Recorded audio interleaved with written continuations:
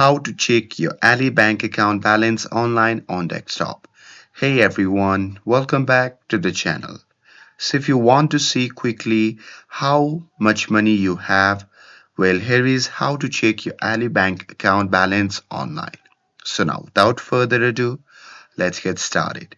So first thing first, open any web browser and now here once inside, you can just click on the search bar and simply search for the Ali Bank.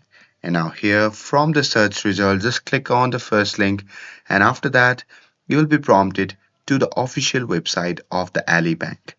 Now here you simply have to log in using your credentials and once logged in, you simply have to see your account overview page where you will land. And there it will show all your Ali accounts in one place. So there you can just find the account you want to check, like checkings, savings, or money market, and the current balance will be displayed right next to it. And there you can just click on the account name to see more details, including available balance, pending transactions, and recent activity. And you can also filter transactions by date or type of track spending or deposit more easily. And that's it. Checking your Ali Bank balance online is simple and fast.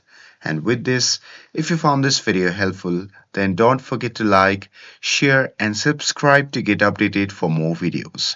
Thanks for watching, and I'll see you in the next video.